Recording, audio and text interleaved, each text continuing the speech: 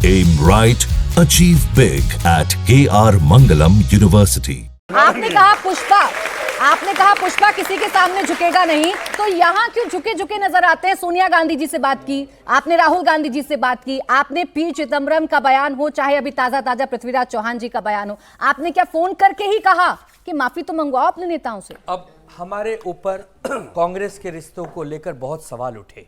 BJP की चालाकी ये है कि ऐसा कोई सगा नहीं जिसको इन्होंने ठगा नहीं।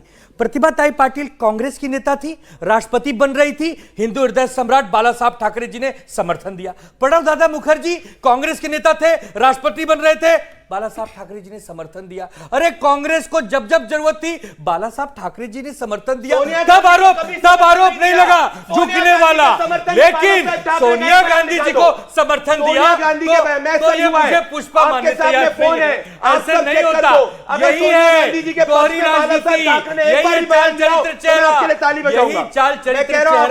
कि जब इनका काम बनता तो भाड़ में जाए जनता। ये खिलाड़ी है। अच्छा, मैं अब सवाल लेती हूँ, मैं अब ऑडियंस के सवाल लूंगी, लेकिन यहाँ ऑडियंस ने फिर देख लिया। प्रदीप भंडारी जी रुक जाइए। डरा हुआ है, इनको ऐसा लगता है। अच्छा कोई डरा नहीं है, हिंदू सीना तान के चल रहा है, हमारी सरकार है, दिशा दे रही सरकार है, क्यों डराते हो? अच्छा रुक जाइए, तो डराते क्यों? अच्छा रुक जाइए, आनंद दुबे जी। हिंदुओं के बहुत संगठन है, बहुत नेता है, तुम अकेले नहीं हो, ये तुम्हारा गलत फहमी है, ये तुम्हारी, तुम गजनी हो, ये गजनी है, शॉर्ट टर्म मेमोरी भूल जा रहे हैं। ये पुष्पा से चले गए गजनी से, अब गजनी से चले जाएंगे शोले नहीं, फिल्मों से प्रभावित है। अब रुक जाइए, प्रदीप भंडारी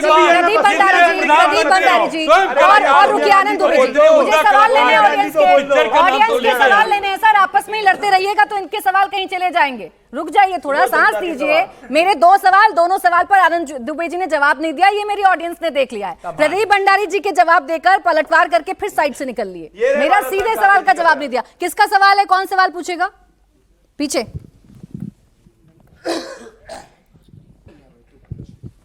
जैसा कि सर ने कहा, नाम बता दीजिए। मेरा नाम अंकित भारद्वाज। हाँ। मैं भी एक ब्राह्मण हूँ। जैसा कि सर ने कहा अभी कि सेना का प्रमुख योगदान रहा, उसमें सेना के भी नाम थे। मेजर रमेश उपाध्याय नाम का एक शख्स थे, उन पे भी उसमें लगाए गए थे, इल्जाम लगाए गए थे। हाँ। उन्होंने भी कारगिल की लड़ाई में अपना वो दिया था, योगदान दिया था। हाँ। तो उन पे ऐसा क्यों लगाया गया? सेना वो एक तरफ देश के लिए लड़ रही है। हाँ। एक तरफ देश में विस्फोट थोड़ी ना। सवाल कांग्रेस से है। हाँ जी, लाइए।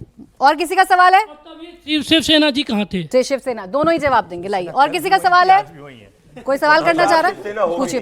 असली शिवसेना हमारे साथ। किसी का नाम रुकिए, अब सवाल आप बोलिए सर, आप बोलना शुरू करिए सर। तो उनकी बात हाँ बोलिए।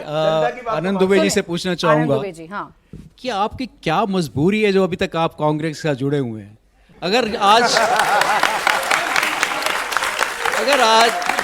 आज हिंदू हृदय सम्राट बाला साहब ठाकरे साहब होते, क्या वाकई में उधर ठाकरे की हिम्मत थी कांग्रेस से हाथ मिलाने की? अब जवाब सीधा घुमाइएगा नहीं। सीधा जवाब। हाँ, कांग्रेस के साथ जाने के लिए मजबूर करने वाला कोई और नहीं, बेवफा है ये जो साथ में खड़े हैं। कुर्सी के लिए, इन्होंने कुर्सी के लिए नहीं, इन्होंने उस कमरे में वचन तोड़ा, उस कमरे में वचन तोड़ा जो हमारे लिए भगवान समान आदरणीय बाला साहब ठाकरे जी के कमरे में दिया हुआ वचन। विचारधारा बड़ी नहीं है, पार्टी ने हिंदुत्व बड़ा नहीं है, बेवफाई की, इसके लिए तो हम कांग्रेस के साथ गए। अब जवाब, एक छोटा जवाब प्रदीप भंडारी जी। और देखिए, कोई किसी के बीच में नहीं बोलेगा। प्रदीप भंडारी, बेवफा क्यों हो गए आप कि आज उन्हें इतने मुश्किल सवालों का सामना करना पड़ रहा है? कह रहा हूं प्राची जी, हिंदू हित राजनीतिक हित से ऊपर होता है। अरे बाला साहब ठाकरे जी ने कहा था जो सोनिया गांधी के सामने झुकेगा वो कौन होता है? मैं उस शब्दों का प्रयोग नहीं करना चाहता। किस शब्दों का प्रयोग किया था? मैं कह रहा हूं चलो ठीक है, हमसे बेवफा हो गए। अरे अभी तो हिंदुओं के पक्ष में वर्डिक्ट आई, अभी तो सोनिया गांधी को फोन करो और बोलो सोनिया गांधी जी आपने गलत करा, बयान वापस दिलवाइए। पृथ्वीराज इतनी क्या झुके हुए हो भाई? नंबर क्या डरते हो यार? नंबर भी नहीं है, बताओ क्या है?